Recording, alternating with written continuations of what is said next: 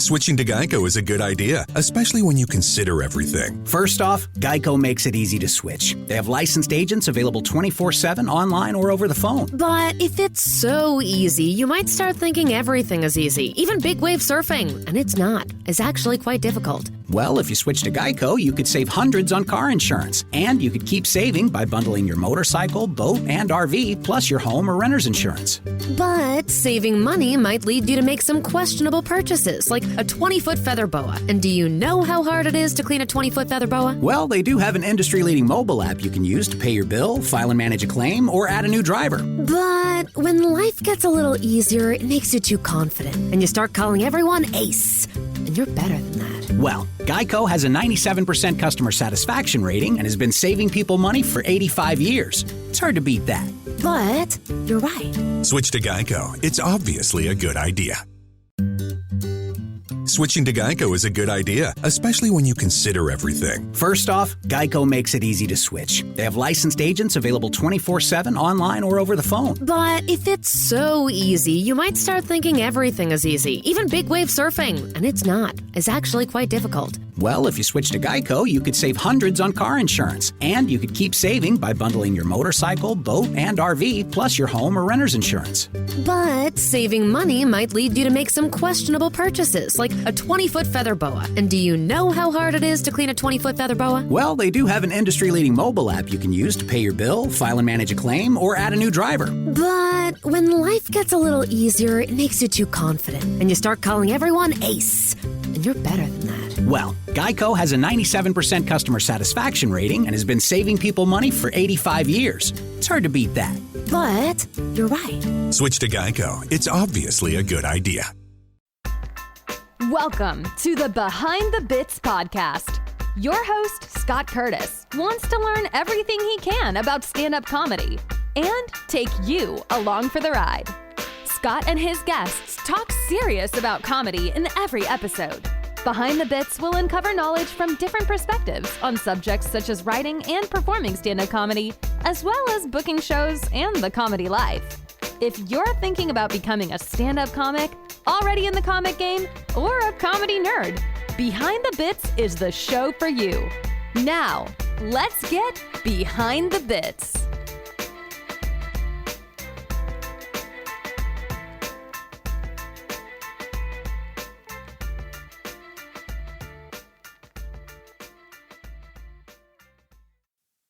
Tonight is it's a really special one for me because I talked to a lot of comedians, and this guy was on my short list, but I was scared to ask him because I had asked quite a few comedians of his caliber and either got blown off or their publicists maybe next year or something like that.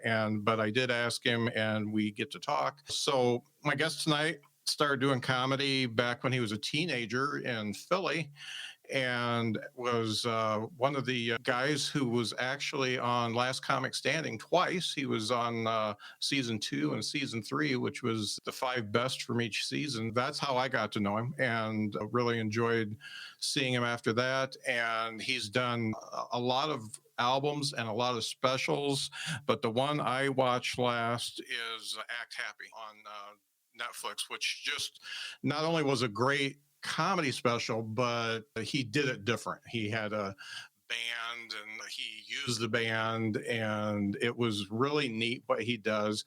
He's just one of the coolest comics I know. Let's just bring him out so I can shut up. It's Todd Glass. Wow. Todd. Hi, how you doing? Oh man, it's really great to meet you. I really am a big fan, and you are just about 6 months younger than me. We're from the same era, before internet, and back when the only way you could watch comedy was live or one of the late night shows that was on TV, and that was about it. And by the way, I appreciate what you said. And that always hits me right here in the heart. Like, yeah, saying something kind like that. I appreciate that, because I actually was proud of that special, and I was like, I feel people know what I'm up to.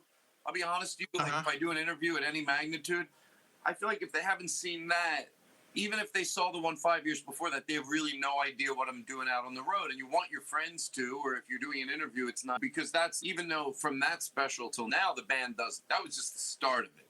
But that was the start of it. And I appreciate the kind words. Thank you. Yeah, and you've got one of the longest running podcasts going. You started the Todd Glass Show back in 2011, didn't you? Yeah, I did one before that with a friend, and then the podcast is just next to stand up. It's easy to do because it's fun to do. A friend of mine said something about my podcast. I can talk about social issues. Mostly it's silly. In the beginning, I used to talk about social issues up front, but now it's pretty much just silly. But it's like intense silliness. 3 people sitting down, and we have a sound effects person right there. So we're playing, and there's someone there. If we want to be at an airport, boom, we're at an airport. And just doing bits with someone at the board, doing sound effects is a lot of fun.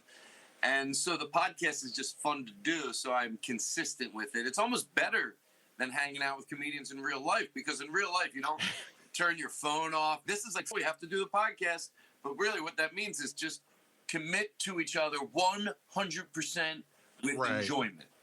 Yeah. So it's very special. Yeah, and that's funny because that's really why I started this one too. I had done a podcast previous to this. It was more of a local thing where I used to live, and really enjoyed it. And I really enjoyed connecting with people who I normally wouldn't have met or talked to. And it's funny how you like a special bond with some of them. Some people you interview and then they're just gone, and that's fine because you didn't click. But some people you become friends with for life. And from that podcast and this podcast, I've made some really great friends. And what more can you ask? Yeah, right. That's really what we need in life is more friends anyway. So yeah, that's what I like.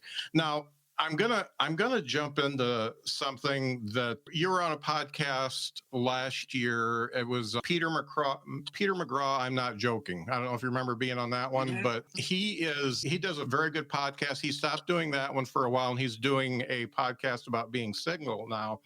But when he talked to me, because I interviewed him as well, he talked about different types of comedians, and he put it into really 2 things. One is a thermostat comedian, and one is a temperature comedian.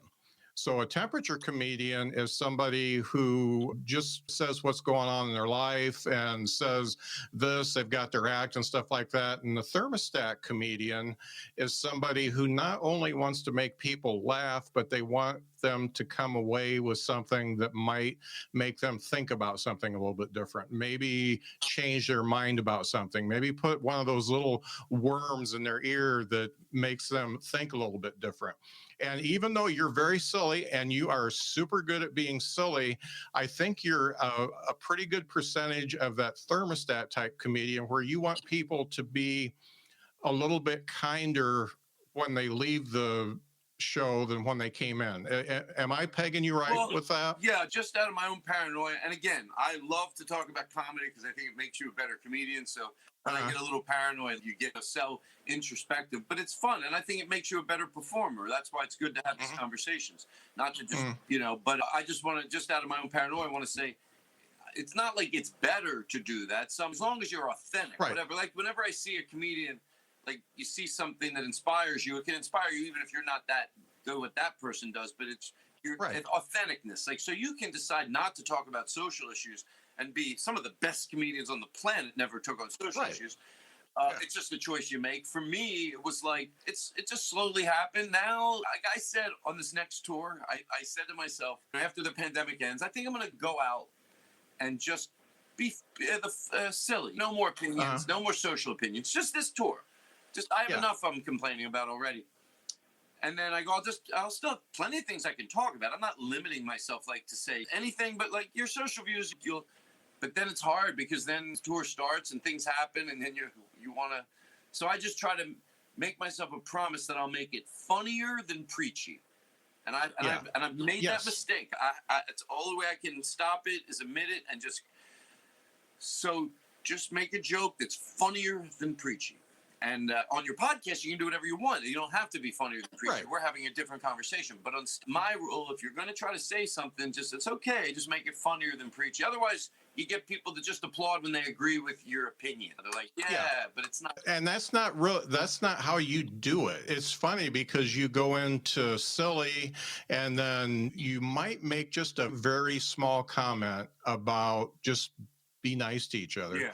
And then you go right back into silly. It's it's almost subliminal sometimes. Well, it's a good, if you feel like expressing yourself in that way, it's a great vehicle to do something. Look, it doesn't have to change anybody socially to be great comedy. It's just, if it happens to. It's not like the ultimate is. No, it's just if it's something you want to do, it's a little bonus that you could change people's opinions. It's a powerful thing. That's why you want to make sure you're fucking right, because otherwise, that's why I do it. Because I think sometimes and then I'll shut the fuck up. But like, I was talking to a friend today on the phone, and it's about what we just talked about make it funnier than preachy. And I gave him an example. He goes, "What's a joke you have you think that's funnier than preachy?" I go, I think the joke about peanut allergies is funnier than, the joke is they used to say, I want to give my opinion, but it's funnier than preaching. The joke is, back then, people that go, oh, there weren't peanut allergies 50 years ago. And they're right. And they think it's ironclad. They're like, no, come on. They're bullshit. There weren't peanut allergies 50 years ago. And the joke is, but you know what there were? A lot of unexplained deaths. Yeah. So if it's that, and it happens to be about an opinion, then I'm okay with it. But half the time it's me. I have the band, so sometimes they start playing, and I think, that says I'm not taking myself too seriously if I'm playing Glory Hallelujah in the background, but that only goes so far. Yeah. And we're of that generation. We're right there where not everybody our age, but a lot of people our age are always saying it was better then. And it's really hard. You get stuck in that. And if you don't find something to get you unstuck, then you're just going to stay there. And you're going to say, hey, the internet's bad.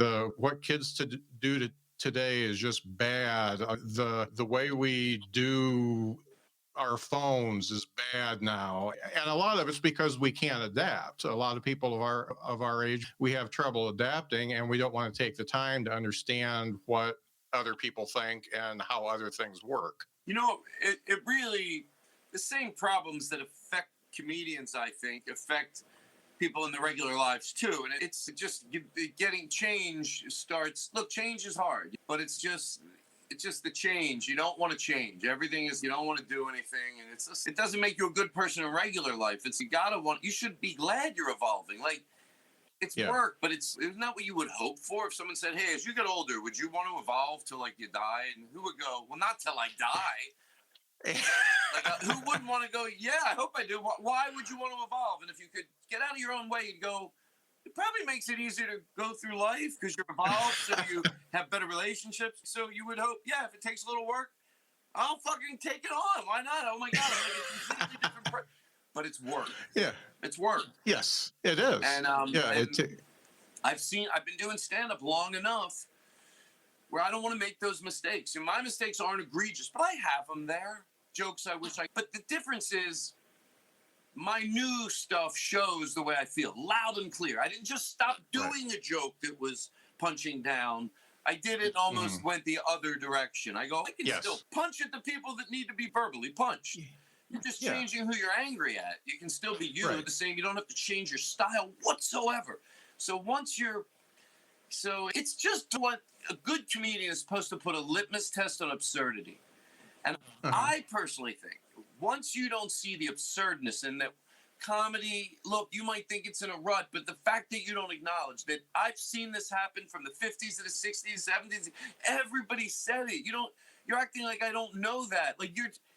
What are the odds that when history writes itself, get out of your own way what you think right now, that when the answer to this, not you, but anybody who thinks comedy used to be better. Yes. What do you think is going to happen in 2050 when they're reminiscing about comedy? Do you think the story is literally going to be, it was good in the 50s, 80s was a boom, 2020, it all went bad? No. Yeah. They're going to be watching the best of the best and watching that it took amazing turns and diversity and it was pure and you could talk about anything you want, even though they sometimes think you can't say anything anymore. Come on, you can talk and say on stage. More people might have resistance, but so fucking what? That's blah blah blah. And so comedy is great. I'm gonna switch gears a little bit. This is gonna be a weird interview because I'm not gonna say, hey, what was it like when you were a kid and all that kind of stuff, because I like to move forward. So I want to talk about another thing you talked about with Peter McGraw, and you were very eloquent about this when you were talking about club settings. And you mentioned the Comedy Attic in Bloomington as being one of the best clubs in the country, not only because of the way they're set up, but also because they have rules about comedy. You can't be an asshole and come to a comedy show there. But we all know what everybody that's done comedy knows what a good comedy club is. It's a low ceiling, it's dark, the stage is well lit, you can't hear a bunch of noise from the kitchen, the staff knows when to bring the drinks out and all that kind of stuff. So we all know what is best. A lot of people who have comedy clubs don't know what's best yet, but there's a lot of people like me, for instance, who want to put on a show. So I want to do a showcase. I want to do something that brings in 5-6 comics, and I'll do 10 minutes or whatever. And those venues are usually not anywhere near what you would want for a true comedy club. So high ceilings, maybe it's a rock club, maybe it's a coffee shop, maybe it's just a pub and people are all sitting on one side, nobody's in front of you, that type of thing. What type of advice would you give to somebody who's putting on a show like that to overcome all of the things that are wrong with that particular venue? Wow. That's a good specific question and fun for me to answer, because I always talk about that other stuff. This, I'll be talking about it, but in a very more specific way. And I love this one because, look, I always try to say positive before I go negative, because I'm just passionate. As I get older, I start realizing I don't want my passion to come off as negative. I do see it set, and I'll get to your question real quick. And I do see it set up right about 20% of the time. And it's amazing. And I always go out of my way when I'm at a one-nighter where look what they did. Yeah, they made it work. That made such a difference. Like, even while the crowd's being seated, because I remember going to see a band once. I didn't know who they were. It was in a bar. They had a bar in the room, but my friend managed them. And then all of a sudden, the lights went lower. And I heard 5 minutes, and then they started shutting all the black curtains. And then the lights came down and the whole room got dark and they shut a curtain behind and the bar lights went blue. I remember it. It was like, and it was just, I went, I swear to God, I went, oh, because I don't heard of these these singers. It's if somebody went to see comedy, the same thing happens. You might not know who they are, but I swear to God, I went, oh, I think they're about to be good. You don't get to work at a place like this if it's this good the way they said. This is a show. And I knew it. And guess what? I was fucking right. The first singer came out and it was like, what the fuck? This is what. So the same thing happens with comedy. So even if it is at a bar, I think the clean advice is, look, a lot of times you put a show up, they don't really want it there. So in those cases, you just do what you got to do. At least you got up on stage. But if you're really wanting to cultivate a comedy night at a bar, you got to not be petrified to go over a few things that you're going to want to do in the early stages. It doesn't have to be perfect for comedy, but I think a lot of times when you see it done wrong, one, because they can't do it. Like the place that's having it there won't let it. Once you draw a crowd, they start, and they're selling a ton of drinks, then they start letting you do more. But in the beginning, you feel like they're going to kick you out anyway. I get it.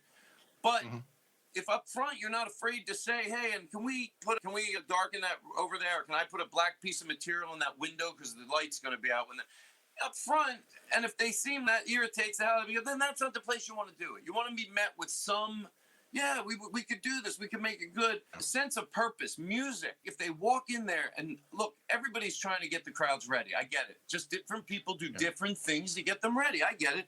Personally, and I think a lot of people, better comedians, I hate to say it, would agree with me. It's really calming them, not putting them to sleep. The music should be something they haven't heard. I go instrumental out just because less noise pollution. They're talking, let it be. I get cool instrumentals, cool fucking instrumentals. I play it, and what are we talking about? So the music. So if you do that at a bar show and they let you, a lot of times they will let you do it. You just don't ask. That's a big deal. Just from the minute they get in there, maybe the lights are a little lower. Maybe there's one candle on the bar. It's a little darker. One flickering candle on a bar is like a real one. Electric candles, you should buy electric candles and you have a box. You put them in, you set them up front. You have to make it look like a sense of purpose. And I think on these one-nighter shows, it can be, yes, sometimes I get it. The venue won't let you. But I think more than that, people don't know what to do. they know when it's done, but they don't always repeat it. So look at the places where the better crowds are. It's usually because they did it right. A lot of times when these places become infamous, that play Thursday night, they've been doing it for 8 years.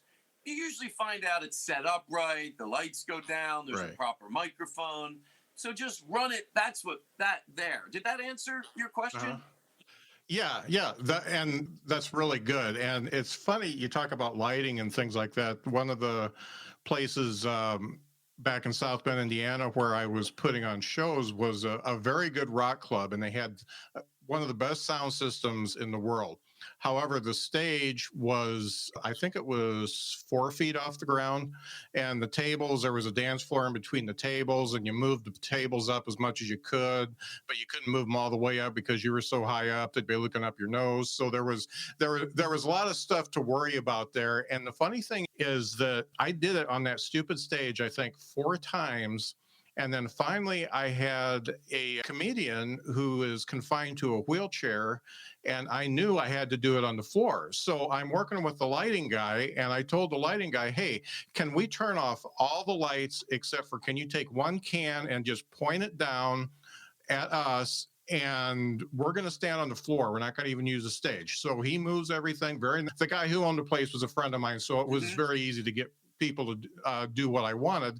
And we did that. And the funny thing is, it wasn't my best attended show, but there were more laughs at that show than any other show. It's, you know what? It's so funny. I had the same experience. I don't even remember the city now, but I went there and they had a theater, and we were only going to have the theater probably held about 350, and I had about 100. And same exact thing. The high stage, if I move, but I want to move the chairs up. So same thing. I went on the floor. They were very nice. I said, but I had a 3-piece band also. I'm like, you know what? It's okay. They'll set up over there. Can you black out the stage? They were like, oh, yeah, they blacked out the stage. Just like you said, 1 can. And now the band was there, 100 people.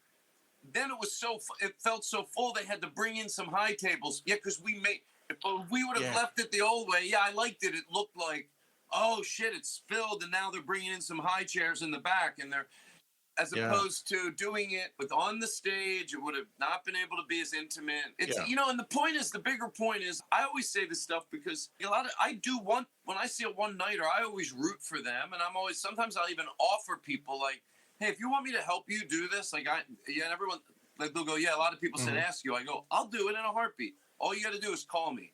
You call me, you want me to go, I'll go to Lowe's with you, we'll buy the extension cord, the clamp-on lights. I even have a piece of big old curtain from the podcast studio. You can hang it up every week. Just call me. I love doing it. I'll help you. And when you do those little things, people walk in, like you talked about the candles and things like that.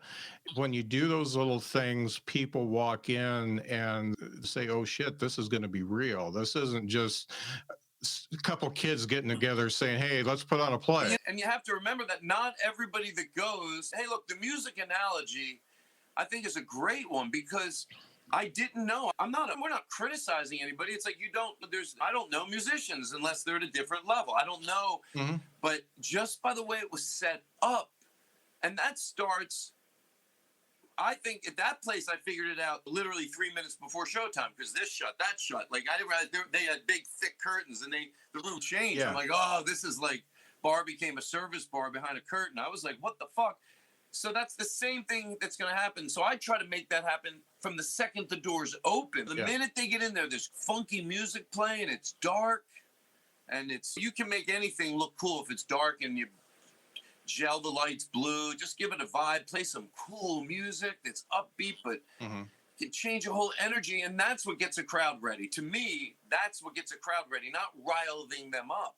I think it's calming them down. And you can always get them energetic right before you introduce the first comedian. Hey, with all that out of the way, we hope you're in a good mood. Not let me hear you make noise. I always say to clubs, don't be a we can't hear you, make some noise. Don't be a make some noise club. You're better than that. I told a club once that. I go, you're better than that. You're not a make some noise. Just do they think they do that in a cool jazz club? Here he is, make noise. They know what to do. Right. So thinking about, and I don't want to, like I said, live in the past, but you obviously started out young and you learned a lot before. I watched a clip you did in '92, and what I saw in 92, even though it was different jokes, I felt like the Todd Glass that I'm seeing now was pretty much there. You were obviously super.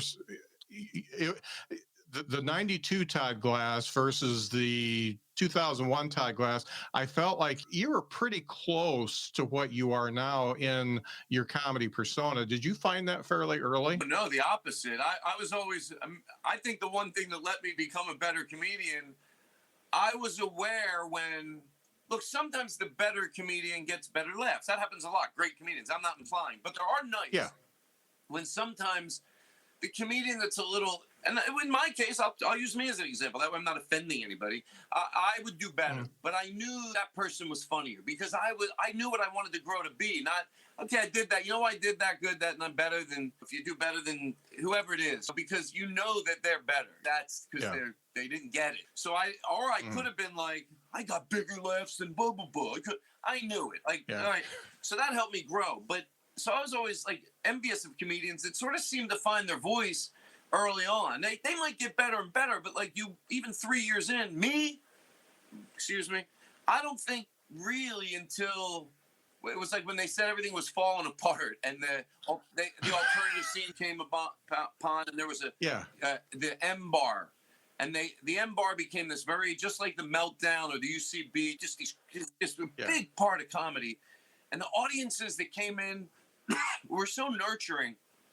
That's when, as corny as it might sound, that's when I felt like I figured out, oh, okay, I know what I want to do. That was really an amazing time for me. And I was glad I was a part of it. And I'm glad I'm a part of what's getting better and better about comedy. I'm hoping I'm one of those people I do want to grow until I drop dead. And one of the things you mentioned on other podcasts about the comedy community, that they get a bad rap for being so competitive and not a nurturing atmosphere, and they're not nice to each other. But I think you and I have both seen a different side to that, where comedians can be really good to you and help bring you along. Are you still seeing that at your stage? Look, I never want to say anything that's, you want to think you have good perspective. Sometimes that means cleaning up something even before you say it. So with that said, not to also realize the discrimination that goes on even in comedy. You'd hope there'd be less of it. People that, that it's like whenever they say, have a diverse show, and people go, hold on, I want to make sure I'm answering your question. I smoked a little bit. What was your question? Oh, it was about how comedians get a bad rap just basically for being assholes to each other. So, look, not disregarding that toxicity that from afar, you can at least go, there's a lot of fucking toxicity, and that really makes a lot of people's lives shit. That, of course, that gets you frustrated because you want to believe, well, in the comedy world, I want to believe we're like, at least it's not the same as here as in the regular world with that type of bullshit. No, it is. Okay, but with that said, so I come from a place of perspective. I think when it comes to the scenes, look, maybe I'm wrong. Everybody's perception is their reality. But I think it's so five and dime therapy. When I say there's always a good group in every scene and a negative group, whatever you want to call it. There's always a really positive group, and it's a group of people, and they almost like they really want to see you succeed. There might be one person you don't like, but overwhelmingly, and there's another group that might be a little, look, you don't get to just be in the good group unless you got to give that type of love out. And you got to, so all I'm saying is, if you think, oh, that scene's very backstabby, I'm not saying isolated situations. I'm talking about when you're saying the entire scene, you want to do a self-check to go, is there another more friendly group and I'm not with them? I'm just in the group that I've created that I like on other opinions and things, but they're not too, that's that. Yeah, and I appreciate that. It's funny, you talk about different scenes, and it's funny how within the same city there's different scenes. I did a open mic once in a city that I won't name that's very famous for music, and I did that open mic, and I introduced myself to the other comedians. I was the only one that was from out of town, and they all said hi, and then they just left. They just went up and talked to themselves. And when they brought me on the stage, the guy introduced me as Scott Kuntis instead of Scott Curtis, and I was pissed. Yeah, I'm a fighter type of guy. I'm one of those types of guys that when they do that, I want to grab them by the neck and take them outside. And I held that in, but I didn't have an enjoyable experience. My set sucked. Everything was bad.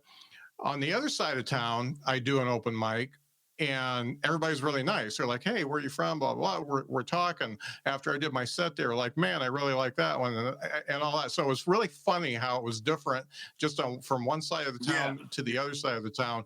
Different people, total different vibe. Yeah, because I don't think the reason I'm contemplating it is because, what if I'm wrong hypothetically? And I'm going, there's always a positive scene, and you're like, yeah, this guy doesn't, he thinks there's not. There's just not. I don't know. I think I might be right, because what are the odds? Switching to Geico is a good idea, especially when you consider everything. First off, Geico makes it easy to switch. They have licensed agents available 24/7 online or over the phone. But if it's so easy, you might start thinking everything is easy, even big wave surfing. And it's not. It's actually quite difficult. Well, if you switch to Geico, you could save hundreds on car insurance. And you could keep saving by bundling your motorcycle, boat, and RV, plus your home or renter's insurance. But saving money might lead you to make some questionable purchases, like a 20-foot feather boa. And do you know how hard it is to clean a 20-foot feather boa? Well, they do have an industry-leading mobile app you can use to pay your bill, file and manage a claim, or add a new driver. But when life gets a little easier, it makes you too confident, and you start calling everyone Ace. And you're better than that. Well, Geico has a 97% customer satisfaction rating and has been saving people money for 85 years. It's hard to beat that. But you're right. Switch to Geico. It's obviously a good idea. Look, I make a lot of mistakes in life. Whenever you think you're getting up on the pedestal, you want to say, look, I in some areas of life, people make me be a better person. I listen to that podcast. It makes me, I'm a better person for taking in. I have a conversation with a good friend of mine, like Gary Goldman. I hang up the phone, more involved. I'm just saying in this slice, that, and again, I'm sorry, where are we? Just talking about being nice as a comedian to other comedians versus being an asshole. I think this is where I was going. But yeah, I find it hard to believe that every situation I'm in, I just happen to find a nice group. Because in LA and Philly, I have found that there's always a really cool group, and where I made like really great friendships, and people can even have their flaws, but there can still be a consistency about them and a warmth. And because I've met a lot of those people in stand-up when I started, people that were supportive at open mic nights. So I think you always got to make sure, if you're giving it, you got to be a stick around 10 minutes to tell someone they had a nice set. It's worth it. If you're that person, you know what? I'm going to fucking stick around. That was a really good set. You'll get that love back. But I think that's really, to be honest with you, monumentally good, clean advice. It's what you're saying is you have the ability to give yourself a self-check, because it'll change your life. If you go, shit, is he right? Am I giving it? And then you start giving it out there. I know that's five and dime sort of Tony Robbins bullshit, but it's very specific to stand-up. That's the difference. Yeah, and talking about Tony Robbins bullshit as it goes with comedy, the funny thing is, if you put out that vibe and you are just nice to everyone and you give everyone positive feedback that deserves it, obviously, and you are there for everyone, not every one of those people is going to reciprocate. You can't do that type of stuff expecting reciprocation. It's probably going to come from somebody else. That's so well said. It's like a boss of mine once said, the harder you work, the luckier you get, but the nicer you are, the more you attract nice people. Yeah. Goes a long way. Yeah. I always tell everyone I do it for a few reasons. I guess one, I'm pretty insecure. I'm very insecure. It really helps if I walk into a place and I feel love. So you learn just common denominator that if you give a lot of love, you'll probably end up getting it. So it goes both ways. Yeah. You go to a club you've been to every year for the past 10 years. And that you walk, if you have, it's not even work. Most of the staff at A rooms, there's nothing better than a comedy club staff. So if you go in there and you throw love, you get it. And that's what you return to every time. It makes your world, it makes your life better, obviously. Okay, I'm going to change gears again. Obviously not thinking about your like a Netflix special or something like that. But when you're getting ready to headline a club in Pasadena or whatever, and you got an hour to do, what percentage of that hour is baked and you're going to say it, and what percentage is going to be some off the cuff riffing off of what you already said and completely impromptu? I started using a binder on stage about 5 years ago. I just didn't feel like remembering it. And then I remember, as you get older, I remember once we were doing a Netflix special and I asked the director, I go, because I thought he was going to say no, but I go, I think because when you're younger, you do a Comedy Central one and you can't have notes. They'll put it in the teleprompter. They tell you no. I get it. I'm like, I still used them back then. What I did back then was I said, they told me I couldn't use my notes. They didn't want me to use my notes. I didn't tell them what I was going to do. And I go, so I brought notes and they don't want me to use them. I go, all right, I'll just put them over here on the stool. But on this one, you realize they go, yeah, if you want to. So we put it in a really nice binder and they printed it out on black paper. So the words were like in tan. So it didn't look like the camera caught it. And I loved it, having that being the beaten path. And I could put notes in there that remind me to do something exactly where I want to do it. And I'm not like staring at it the whole show. I look at it, then I do 10 minutes of stand-up. I flip a page. I explain it up front. And I have to say I liked it because I felt like more that you were like a piccolo player just turning the sheet music versus being a comedian reading notes. Yeah, no, I always tell the crowd, I go, I'm about 50%. I explain why I do it because I go, I forget a lot. So this is just easier. I don't want to remember shit. They laugh, blah, blah, blah. And so I know about how much because I have the notes. So I would say on a good night, the better the night, the more you're 50-50. 50-50. I like having it because sometimes, especially because I smoke, I can forget where I'm at. It's just very calming. It's very calming having it. Yeah. Yeah. And does the energy of the crowd dictate which way you're going to go to? Unfortunately, too often, too much. So like if I don't think everybody's loving it, I get very, okay, now I won't do that bit because in my head I'll think, well, that's too silly. They won't laugh at that because it's too silly. You know how when you're around people, even in life, even if you're not a comic, somebody walks over to where everyone's hanging out and they're like, oh, someone's parents came. If you just don't think, so that's what happens. I see people in the crowd sometimes, not always, but if I do, even if it's only like 20%, but that's still 2 there, 3 there, 7 there. It affects me, and sometimes I wish it wouldn't. If I have a comedian in the crowd that I respect, then that makes me not do it because I don't want to lose the respect of the comedian. Then I stick to my guns. I don't give in. And you're this big ball of empathy, and you just want everybody to leave happy because they paid for a ticket. I do. I know. I literally say that on stage. I go, and by the way, this is only when I feel like, I want to get everybody. I could have 80%, but I'm like, no, I want the... So sometimes I will say those things like addressing that. I go, I know there's got to be a few people in the back going, this isn't even stand-up. I go, you're technically right. I try to wean them in. But you know what? I don't think it does me that much good. I think I can go, fuck them, and then please the 80% and fucking just go full steam ahead. Yeah, no doubt. So I want to tell you, I've done probably 78 episodes of this show. And first off, you were number 3 in my set of Last Comic Standing people because I had Ian Bagg and Michael Palisak. So I got to get a few more people. I want to get the whole set aside from Ralphie May because I can't get him anymore. But why is Ralphie May? Why can't you get Ralphie May? Because we lost him. Oh, Ralphie May. I thought. Oh my God! Yeah. You know who I thought you? There's another comedian. His name is Ralph Harris. So when you said Ralphie May, I'm thinking Ralph Harris, and then when you said, but we can't get him anymore, I'm like, oh my God, what? And then Jesus Christ. I started doing stand-up with Ralph Harris in Philadelphia. So anyway, so you can't get Ralphie May anymore. I think we would all agree. Right. Even Ralphie May would agree on that. Yeah, I think so. Obviously, I've done all these episodes, and one of the things when I started the podcast is I wanted to make sure I don't make it about me. And I'm going to totally break my rule because I want to ask you advice about me personally. Now, I just turned 57 on Saturday. I started comedy when I was 52. I'm about as good as you'd think somebody's been doing it for 2 years, okay? So it's been a hobby for me. And I have always been the type of person who people compare my delivery to like David Letterman with a Ray Romano type subject matter. So they all say, hey, you remind me of Dave Letterman, and I'm clean and all that kind of stuff.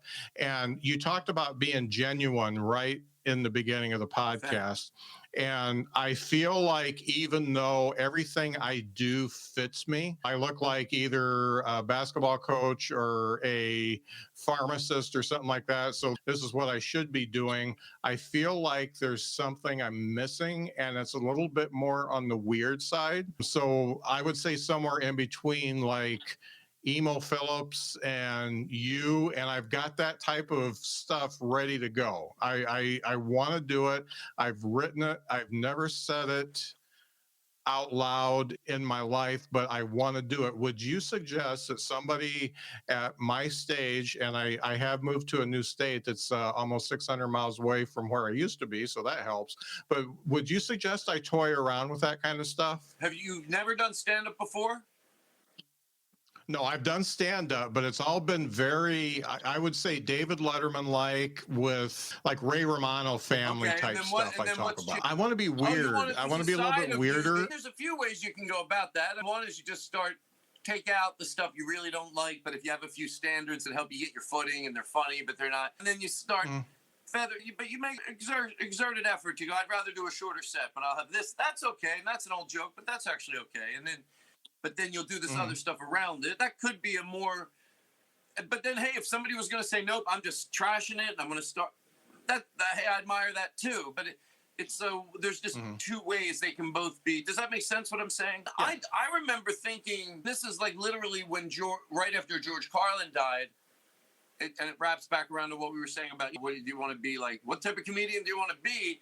And I remember asking myself that, like in that year, like right after George Carlin died, whatever year that was, going, what am I? Am I going to decide what I want to do? Am I going to be? When I say silly, it just means you're just lighthearted and silly. The silly does not mean shitty. It just means it's silly. It can still be. So, or am I going to be like? Sometimes I want to say a social issue, not usually political. What am I? And then because they were talking about George Carlin so much, somebody said George did both. He went back and forth, and I was like, oh, okay, I don't have to fucking decide. And that was such a relief. I thought I had some big, going to change over what I do. But I did decide that, like you said, another side. I get it. I understand what you're saying because I went through that. And I just slowly started doing it in town. And then when I went on the road, I would do my regular act. And amazing. Like literally, like I would literally do a completely different show on the road. To one time and it was good for me what I was doing in LA. That made me a better comic. But one topical thing, Comedy Central was giving out half-hour specials. And my manager, who really doesn't think all his clients deserve everything, he went to bat for me because he just literally said, if somebody over at Comedy Central, can I ask you a question? Like, I have other clients. They're not my kids, but I don't get Todd Glass. She goes, we fucking love him, but we don't know if because they're seeing me in LA, finding myself and they I believe they thought it was funny. They go, would you just go see Todd or send you a set from Irvine? Because that's near LA, but I'll still do a traditional set. I went, I did the set, and they sent it to them. And like literally 5 days later, they go, yeah, he has one. So, but I don't know if that was a good thing because it rewarded not the better way for me to go in comedy. The other way that was, but that, I did start changing it over. And in hindsight, it eventually caught up with, I don't do anything different on the road or in LA. Now it's the same. And it feels, especially once you get our age, that just the fact that you're getting paid and you've made a few people laugh, you need it to mean something to you when you walk off the stage, or it's just punching a time clock. No, I truly love comedy. I always say this, not to sound negative, I hope it sounds positive. Like, yeah, of course, other people working theaters, and I still work traditionally comedy clubs or a black box theater, but I'm still able to stop and go, you're working good comedy clubs. There's a big difference between working a C Room or working a Helium or a Comedy on State, or where they serve drinks, but it's a comedy club. And those are really good crowds, and I'm very appreciative of that. Like, I go, okay, and I think the only thing that can get in my way is myself. You have to grow willingly. Like like I said, I don't only do it to be a better comedian and make money. Hopefully that's not the reason. That seems like a horrible reason to be change and grow and learn about new people and look back at old jokes and go, oh, I could do better than that. I do it because from my heart, because it makes them get what it makes you be fair while you're here. Use your word. But if that's not enough, you're not going to keep doing comedy when you're older if you just all you do is think the whole world's falling apart and all you do is complain about everything. Young people don't want to see you. Okay, so what about the audience that does agree with you? Can't you tour for them? Yeah, and eventually they stop going out and die. So, you know, that's just the way it is. I did look at that. I get it. There's people that agree. So you got it. So I would like to be, and I'll be very clear with what I'm saying. If I was like a household name, then you can get away with that behavior. But I still rely on people that are young to identify with me and to relate with me. And we do have some of the same problems. And when you get older, they like having someone that has the sensibility of a 19 or 20, but he has his age is on our side because that's a guy who's 55 saying, that's a guy who's 60 saying that. That's a guy that's 70 saying that. It helps them. You can really help the cause. The older I get and you have your views be on the right side, they really need that type of help. And it's a good thing to do. It's a good thing to do. And I'm blah. Oh God.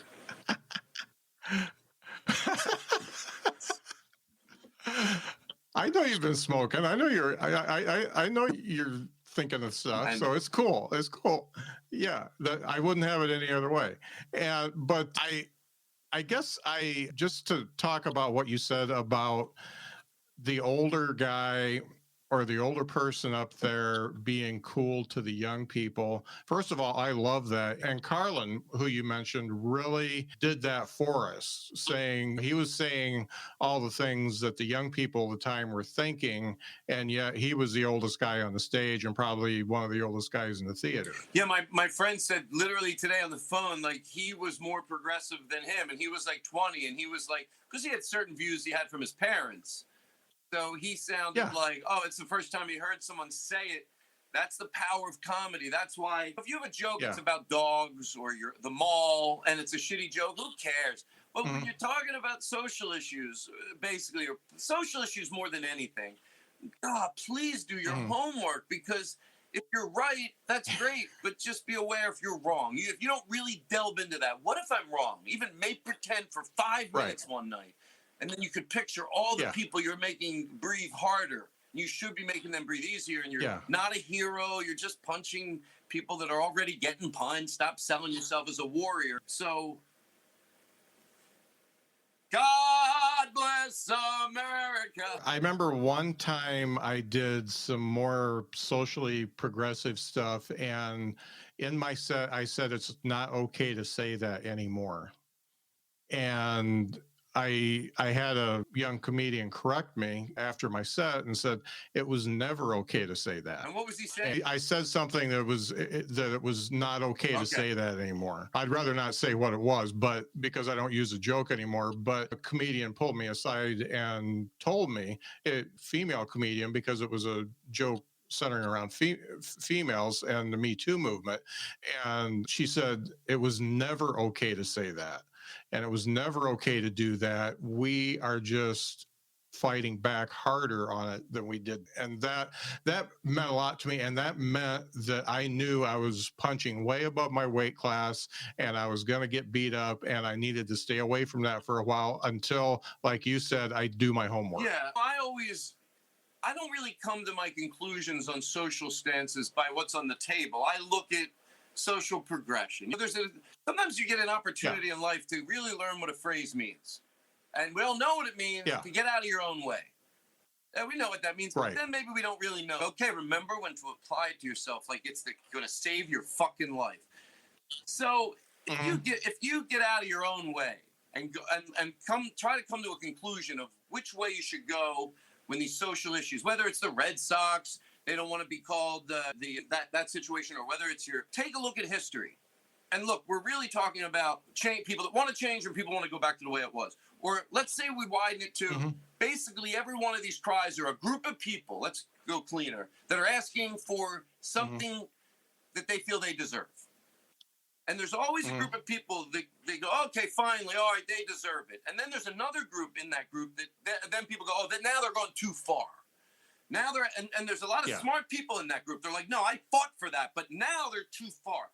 If you take a look at just the list, hypothetically, if you wrote it, of the things that were too far, not the things that they should have, but when people went, no, I'm for equal rights, but that's too far. And you write all those things down, 30, 40 years later, they all are just fair requests. None of them look absurd. None of them read them. Tell me which ones that now you'd go, oh my God, this is the too fair list. This is the too far list. So what I think now, what are the odds that's changing? Whatever year you were happy with, what are the odds that evolution from beginning of time till 1989, and that's when it should all peak, things are going to happen on your watch. Things are going to happen on your watch. Change is uncomfortable. It's a pain in the ass. But come on. Let me tell you something. It's our world problems that we don't let young people lead. Age discrimination is probably worse, does more detriment than anything on this planet. Because the smarter ones should be leading. That just makes sense, even if you don't believe in God. They're younger, they're more educated. The reason they're smarter, not because I'm trying to poke it in your face, because they learn about other people, the good part of the internet. They learn about people. That's why they become smarter, not because you were bad 30 years ago. There's more put in front of us and the good side of it. And they have a clear and all we do is get in their way. That's a friend of mine once said, Andrew Ivamy, a comedian, it'll be like if they're fighting a fire. Not only won't we help, but I feel like that young group would go, if you don't want to help, could you just at least get out of our way? So it's like there's a fire and there's some people sitting on the side. I'm not helping put out that fire. And then, but not only are they not helping, they're literally grabbing the hose and fighting them. Like the people who are leading, if everyone that didn't agree with them would just do nothing but not fight them, then they could move. But it's just delusion. And that's why any ounce of it, it's very hard for me to tolerate from my friends. Any ounce of the kids today, my stomach cringes. I just know how dangerous that adage is. So I always try to preach the other way. And like we said, kids get smarter and smarter. If you can get out of your own way, yes, of course. That makes sense. It's a good thing. They don't have to be perfect. But here's another way to get out of your own way. Let's say there's something on the table right now. You disagree with youth. Okay. Again, widen the scope. Go back, look at in the last 30 years, what youth has defended. Any college with you can go back and do your research. If the youth charged the sexual revolution, they were never wrong. There's never something they supported. They might have done it the wrong way, their way of going about it. But if you look back, tell me which one they were wrong about. Go back, fine. Oh, well, they backed that, ending the war. So what are the odds that changed? So it doesn't matter your little story you want to tell me about why you think I'm wrong. You're supposed to be smart enough to get out of your own way. I don't care about your story. It doesn't make sense on a larger scale. I'm not doubting your story. I'm doubting just the mere fact that kids today, and you're scared to die, so you're wanting to make pretend you were born at a better time. But it's not true. Yeah. Exactly. Yeah. Just the fact that it was easier to get cigarettes out of a machine because it didn't check your age. That's I know. Not so sometimes great. People are like, I used to be able, you could drink and drive. Where are you? Is that a good thing? I've had you on for a while, but one thing I want to ask, because you are a fan of comedy as well as being a great comedian, and I know that there are a lot of underappreciated comedians out there that are probably as good or better than some of the folks we see on TV and on Netflix and stuff like that. Is there any of them in your circle that you think are just so good that they should be blowing up? They should be doing really well, but for some reason they haven't made that step. Wow. I understand. Like I have friends that you wish were, because you want them to be more of a draw. Like Eddie Pepitone to me, he has his following, and if you go see Eddie Pepitone live, it's art. And I wish like, why doesn't Eddie be able to go to every city and draw even at 500 people? You should be able to, so someone like that, but I know you maybe thought you could also mention a lot younger comedians too, but it's all over the gamut. But but again, like whenever you go to give names, I always feel like comedians you want to give a shout out to. Of course, you can never think of any names at all. But I go to the shows. Like I do shows in LA, and about 2 years ago, I was like, you got to stop wanting to go home, because I don't want to be like, I don't know any of the new comedians. So then my friend used to say that, and I would say, then learn it. It's not an excuse. I don't think it's cute. I don't know the big thing because you're not doing your job. You need to go. Look, if you can, but if you can, I always want to leave right away, but I'll do my set and I'll leave right away. But if I stay, I end up making new friends. I end up talking about comedy. It's fun. You meet comedians that are doing it 4 years, 5 years. Some comedian you knew for 3 years, but you finally talk to them. So I stay after the show. So I do know, because I'm immersed in it, that it's in a good place. And it inspires me to be a better comedian. When I see new comedians doing different things, I'm like, oh, I never thought I could do that. And still do stand-up. I want to be a stand-up. But you can do a lot within the conventions of stand-up and still be a stand-up. Right. So here's my last question, and this is my regular podcast question that everybody asks. What 3 things do you know now that you wish you would have known when you started stand-up? My grandmother was going to die and she left me $1 million. No, I'm kidding. 3 things that I wish I would have known then. 3 things I wish I would have known then. I'd be more aware socially. I wasn't, I wasn't horrible by far, but that don't matter. Not horrible is not what I'm shooting for. I wasn't egregious by any means, but it would have made me, that's comedy means a lot to me. So number 1, be more socially aware. 2, you can still respect an audience. I always like to make that real clear. I don't think bombing is funny. I don't think it's cute. You should be trying your hardest. But trying your hardest doesn't mean if they're not liking what you do, you have to kowtow to maybe doing an old joke you don't do anymore. It's more digestible. To know that's going to ultimately be really bad. I would have to just jump right to it. Just jump right to it. I'm doing a corporate show. That's a different story. I'd do whatever I fucking got to do. But at a club, that's why they pay you a lot of corporate shows. So, because then they tell you what to do. That's what they get out of it. They go, no cursing, no this, no that. But anyway, in 3, 3 would have probably been, if I knew Rory Scovel, I probably would have made me, he wasn't even doing comedy back then. But probably hanging out with him would have made me, that's not knowing anything. It is, I made it work. If I knew Rory Scovel as a friend back then. Fuck Rory Scovel. Fuck Rory Scovel. Fuck Rory Scovel. Fuck Rory Scovel. That was fun. Yeah. Before we sign off, anything that you're working on? Are we going to see you anywhere? What's going on with you? I'm working on a new show on HBO Max. It comes out in the end of August or September. It's called 10-Year-Old Tommy. It's an animated series, and I play the lead. Oh, cool. It is. Look, I don't know if the show will be funny, but it really makes me laugh. And he's done other stuff that has made me laugh. So because I don't like auditions, they make me nervous. But it was during the pandemic. Yeah. Even on the phone, I was a little more comfortable. And then I never smoked pot before an audition ever my entire life, but I did in my house. I smoked a little bit. Then I was excited to do it because it really did make me laugh. Like I could relate to it. I was like, this is we joke around, me and my friends. Like this is So once I got high, I was excited to do it. I did it. It went well, and then I got the role playing the principal, and they let me ad-lib so fucking much. So it's absurd. So I'm really having, you could say, like I'm having the time of my life going in there and doing a voiceover. I've never done one before, especially one that's really funny. And so HBO Max, it's called 10-Year-Old Tommy. There you go. That sounds great. So did they let you add?